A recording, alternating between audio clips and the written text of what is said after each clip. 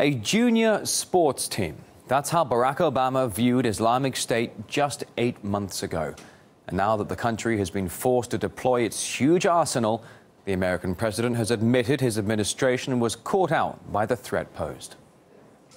I think our head of the intelligence community, Jim Clapper, has acknowledged that I think they underestimated what had been taking place in Syria.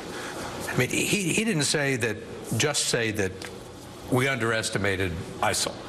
He said we overestimated the ability and the will of our allies, the Iraqi army, to fight. That's true.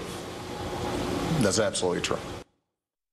Now, the U.S. is now stepping up airstrikes against Islamic State while cementing a coalition of the willing to help take the fight to the jihadists. RT's Paula Sleer now joining us live from Iraq near Islamic State territory. In fact, Paula, good to see you. You're in Erbil right now, which has seen some heavy action recently. What is the situation in the region? Well, as you say, I'm in the Kurdish populated area of northern Iraq, and Iraqi Kurds were the first to suffer at the hands of the Islamic State, or ISIS or IS. Just to remind you that Western involvement in the fight against the Islamic State initially involved them providing military assistance to the Iraqi Kurds. Now, this later evolved into airstrikes, and it is those airstrikes that have enabled the Iraqi Kurds to retain their largest and most important city of Erbil, which is in fact where I am. Life in the city is pretty much normal. I mean, it carries on pretty much the same, but the front line is not far from where I am. And of course, you have this constant influx of refugees. Talk to us about where exactly the latest US-led airstrikes are taking place against Islamic State militants. Well, the fight against the Islamic State is happening on two fronts. First of all, it's happening here in Iraq, where you have countries like the United Kingdom, France, Belgium, Denmark, Netherlands and Australia who have pledged that they will be providing military jets to the United States to help them in their fight against the Islamic State. And then you have other countries, for example, Canada and Germany, who are lending their support in the form of training, ammunition and weapons.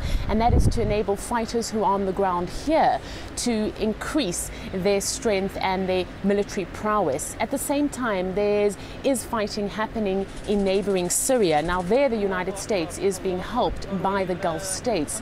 At the same time, overnight, there was another wave of airstrikes against strongholds of the Islamic State. And these included 4 oil refineries, one of which is on the Turkish border. This is the most important source of income for these jihadist group. According to American estimates, the groups make in the region of some $2 million a day from being able to sell Syrian oil on the black market, and they use that money to then be able to finance their activities both in Syria and here in Iraq.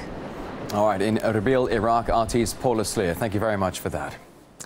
Now, amid the barrage of US-led airstrikes, Islamic State forces are reportedly learning methods in order to adapt and survive to this ongoing conflict. For example, they are apparently avoiding traveling in convoys, resorting to motorcycles and camouflaged cars instead.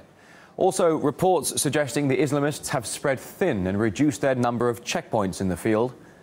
They're allegedly also resorting to mixing with civilians in order to use them as human shields. Witnesses say jihadists are placing their flags on the rooftops of civilian buildings to try and divert foreign attacks.